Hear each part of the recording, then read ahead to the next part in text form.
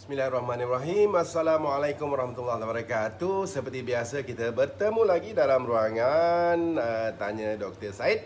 Dan hari ini saya akan berbincang tentang topik ada orang tanya sebab dia punya ayat tu pun macam orang tak faham. Macam yang saya tulis tajuk tu lah, sindrom metabolik. Orang rasa macam besarnya apa benda gamak kan, sindrom metabolik ni kan. Dan untuk orang yang dah tahu, dia akan tertanya-tanya pula apa yang mana lebih, orang kata, lebih terkesan, sama ada lelaki ataupun wanita. So itu topik saya pada hari ini. Sebelum tu saya tanyakan, dah makan ke belum? Ini kalau tak makan pukul 3.30 ni berat lah kan. Kecuali anda buat IF, tak tahu lah kan. Okay, anyway, kalau makan nak elakkan sindrom metabolik, sudah tentu sukatan kena betul-betul. Siapa ingat sukatan macam mana? Segenggam nasi, segenggam protein, 2 tapak tangan sayur. Okay, right. So, apa sebenarnya sindrom metabolik? Siapa tahu? Sindrom metabolik. Sindrom metabolik ni namanya dengar macam canggih lah, sindrom metabolik ni kan. Bunyi macam canggih. Setengah-setengah orang namakan juga sindrom X. Lagi orang cakap X, sampai dah tak ada nama lagi nak bagi kan. Dia bagi nama X. Apa benda dia sindrom X ni? So sebenarnya sindrom metabolik ni ialah sindrom yang mana badan kita mengalami gangguan metabolisme. Maksudnya problem pengurusan tenaga. Badan kita, ialah kita makan tu dapat tenaga kan. Tapi kita ada problem dengan nak uruskan tenaga tu dan nak simpan ke tenaga tu. Dan ini semuanya disebabkan oleh satu faktor, apa dia? Iaitu insulin resistant ataupun rintangan insulin. So ayat-ayat yang saya guna ni saya rasa semua ayat sains kan.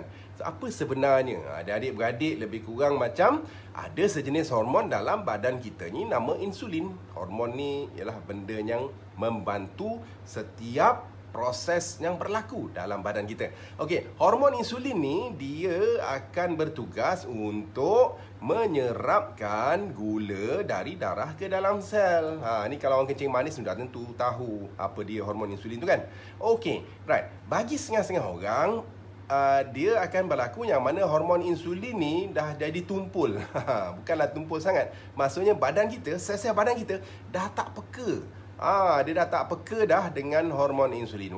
Maksudnya, walaupun hormon ni ada, tetapi gula tu tak dapat diserap, tak dapat digunakan ataupun tak dapat disimpan dengan baik. So, apa signifikan kan apabila berlaku macam ni? Maksudnya dia akan terdedah kepada penyakit-penyakit yang berkaitan dengan sindrom metabolik.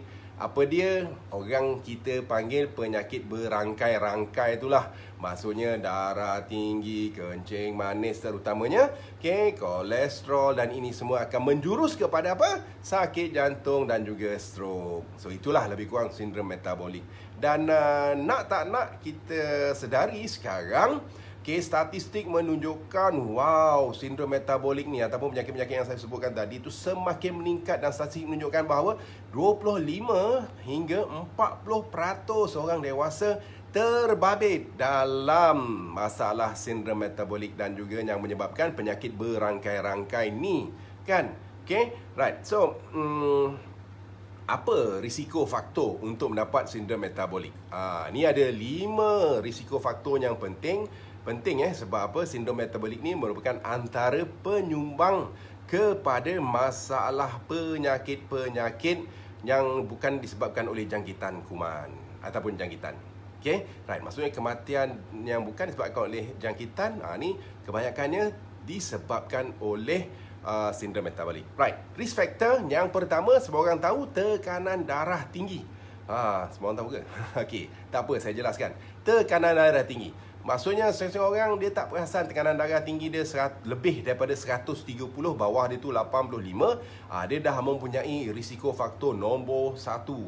Nombor 2, risiko faktornya apabila dia mempunyai rintangan insulin. Maksudnya insulin dia dah tumpul, badan kita dah tak peka lagi dengan insulin, yang menyebabkan dia punya bacaan gula tu semakin meningkat. Okay, right. Bacaan gula tu dah 5.6 je, dah pergi 5.7, dah masuk bunga-bunga kencing manis tu. Maksudnya ini dah sampai satu tahap insulin resistant yang juga merupakan risiko. Okay, risiko faktor sindrom metabolik. Dan seterusnya apa? Ini bagi mereka-mereka yang mempunyai bentuk badan apple. Sorry guys, okay, right. Setengah orang kata bentuk badan apple tu macam orang kata perut corporate lah kan. Tapi bukan corporate. Ini perut yang boleh mendatangkan penyakit. Right. Semua orang tahu macam sebelum ni saya dah cakapkan berapa ukur lilit perut yang terbaik. Okay. Sepatutnya lelaki dia kena kurang daripada 35.5 inci. Itu ukuran Asia lah Kalau Mak Salih dia 40 inci. Tapi saya pakai ukuran Asia. Orang Asia ni kecil sikit. Right. So 35.5 inci untuk lelaki dan 31.5 inci untuk wanita. So tengok perut anda. Sebab apa ni penting? Sebab apabila perut tu semakin ke depan, apa yang berlaku sebenarnya anda juga terdedah kepada kita punya lemak yang ada dalam tubuh badan kita ni. Lemak ni sebenarnya adalah lemak yang aktif. Dia berbeza dengan lemak bawah kulit. Lemak yang aktif ni kita panggil apa? Visceral fat. Visceral fat ni dikaji, dia akan aktif mengeluarkan bahan-bahan keradangan. Jenis cytokine lah, ataupun dengan bahasa lebih spesifik dia adipocytokinin. Okey. So apa yang dia buat? Dia akan menyebabkan keradangan kronik dalam tubuh badan kita, dan keradangan kronik ni akan menyebabkan lebih daripada 200 jenis penyakit-penyakit yang ada dalam tubuh badan. Okey, penyakit-penyakit moden ni lah, kanser ke apa, semua tu lah kan. Right. So, itu nombor 3. Maksudnya kita tengok dia punya ukur lilit perut tu berapa. Okey, kalau ukur lilit perut tu macam saya katakan, lelaki lebih daripada 35.5 inci, wanita lebih daripada 31.5 inci, anda pun mempunyai risiko untuk mengalami sindrom metabolik ataupun sedang mengalami sindrom metabolik. Kemudian apa lagi? Ini kena cek darah. Dua perkara ni. Satu ialah kandungan triglyceride.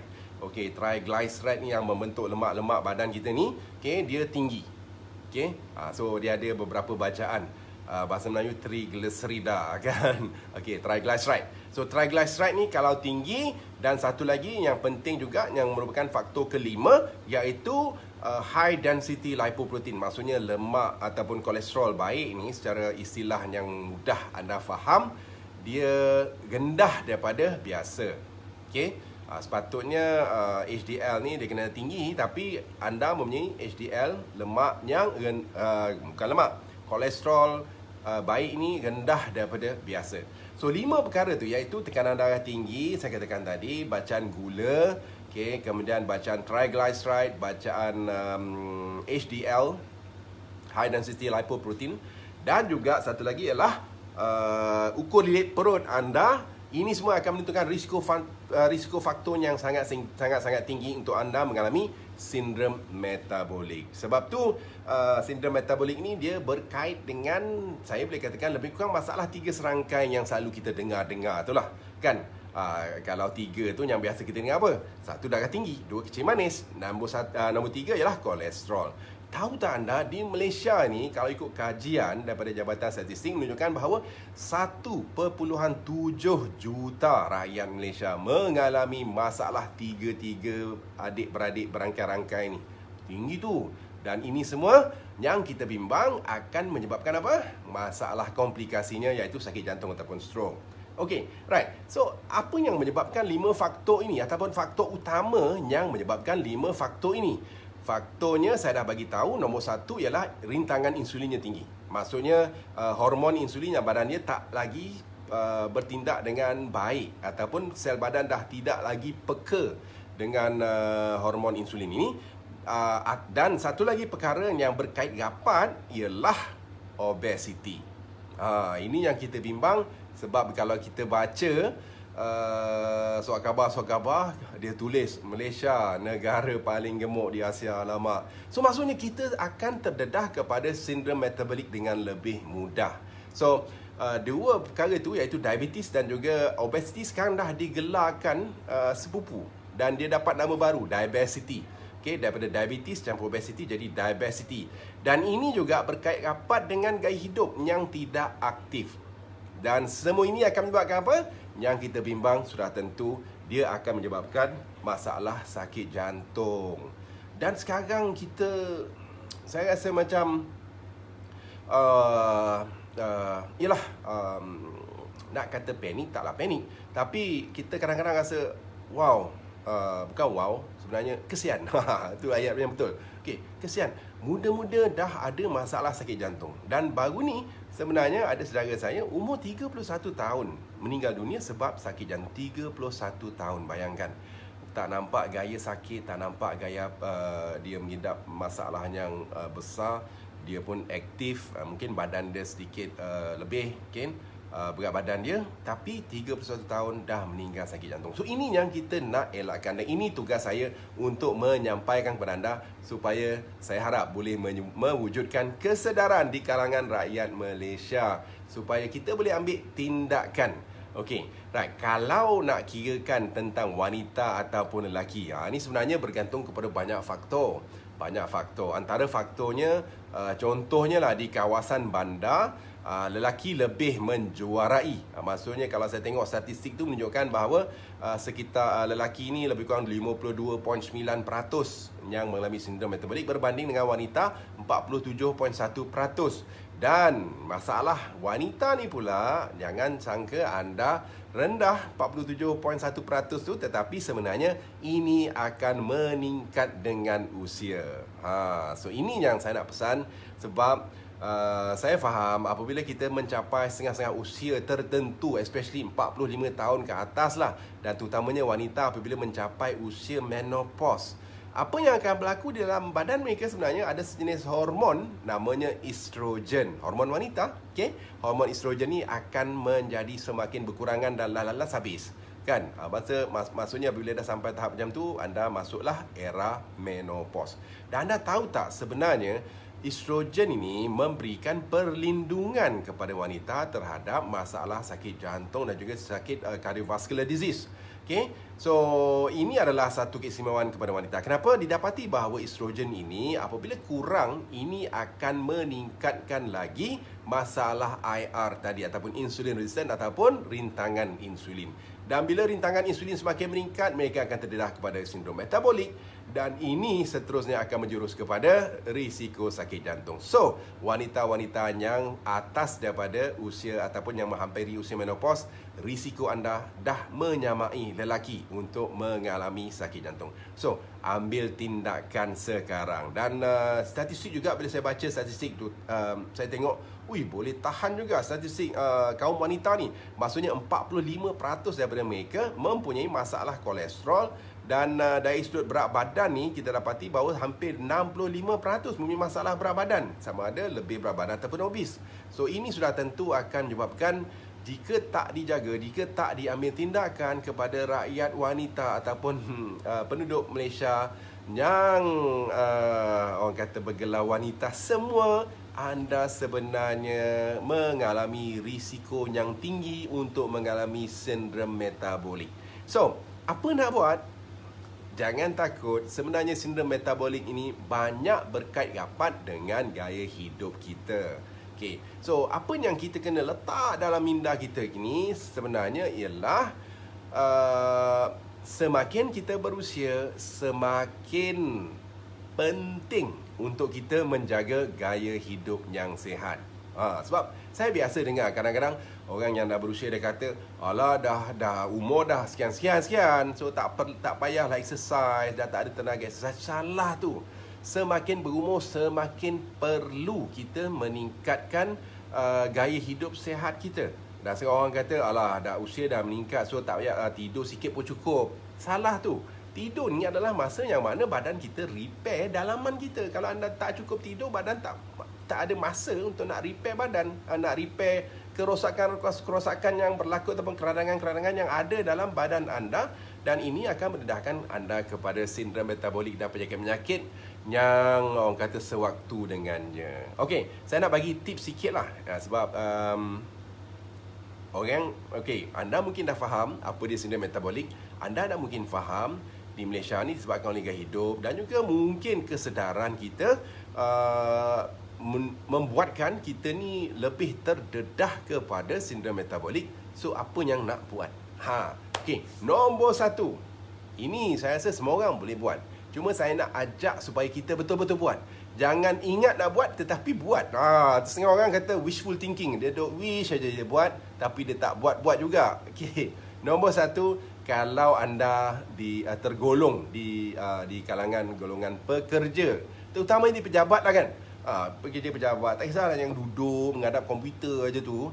Okey, right? Anda harus tahu apabila anda duduk lebih daripada ini kajian lebih daripada 9.3 jam sehari, ini akan meningkatkan risiko anda untuk mengalami masalah sindrom metabolik ini 3.8 kali ganda. Maksudnya hampir 4 kali ganda anda akan mengalami masalah. Okay? Bukan masalah lagi, akan mengalami penyakit. Ini yang kita tak nak kan. Kita nak bebas daripada penyakit. Kita nak boleh, kalau boleh, aging gracefully. Maksudnya bila kita meningkat usia tu, kita sihat, boleh main dengan anak cucu dan sebagainya. Tak naklah bila kita meningkat usia, anak cucu pula tak boleh, bukanlah tak boleh main dengan orang pula kena jaga kita sebab kita sakit. Kan? So, seboleh-bolehnya memang saya tak nafikan kita akan sakit satu hari nanti. Ataupun sekarang juga. Tetapi kalau boleh kita boleh kurangkan risiko itu. Bagaimana? Bagi mereka yang kerja pejabat, jangan lupa. Okay? Jangan lupa. Setiap 30 minit, cuba bangun, berdiri, jalan, nak pusing meja ke jalan pergi mana-mana saja, 3 minit. So, 30 minit duduk, 3 minit berjalan ataupun berdiri. Okay? Jangan lupa. Tak kisahlah anda ni duduk bersila ke, duduk ke atas meja ke, duduk dalam kursi ke apa. Kalau boleh setiap 30 minit berdiri, bangun, jalan sikit. Okey. Ini nombor 1. Dan kita dapati juga mereka yang rajin bersenam ni, senaman secara istiqomah. Bukanlah saya suruh pergi main badminton ke, main tenis, main takraw apa semua. Tak. Cuma berjalan kaki 30 minit sehari. 30 minit sehari. That can make a big difference in your life. Okey. 30 minit sehari selama 5 hari seminggu. Jadikan benda ni istiqomah. Dia akan menurunkan risiko sindrom metabolik sebanyak 17 kali ganda. Wow, tinggi tu. Maksudnya kalau anda boleh istiqomah jalan kaki, maksudnya jalan yang laju sikit lah, bukan jalan lenggang kangkung Okey, jalan laju sikit yang memang ada fokus untuk senaman. Contohlah jalan atas treadmill, atau jalan petang-petang pusing taman, jalan petang-petang pusing rumah ke, apa ke. Jadikan benda ni satu perkara yang anda boleh lakukan secara istiqomah.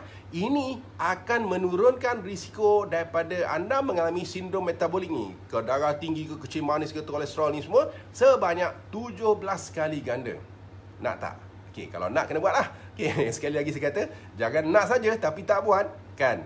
Okey, dan of course, yang juga penting macam saya katakan tadi, diabetes, penyakit yang berkait rapat dengan sindrom metabolik, ayatnya obesity lah. So, kalau anda rasalah ukur lilit perut tu dah macam bertambah, berat badan ni macam berat, baju-baju waktu muda dulu dah tak muat, kena ambil tindakan. Jangan suka-suka saja, tak apalah aku dah berumur, tak kisah badan besar. Tak boleh, tak boleh. Kena kisah sebab itu kesihatan kita, kan? Kena kisah. So, anda harus lakukan tindakan untuk mengurangkan berat badan paling kurang 5 hingga 8%. Yang paling cantik 10% lah, kan? Ataupun yang lebih cantiknya ialah anda dah masuk pada kategori yang tidak lagi obese ataupun lebih berat badan.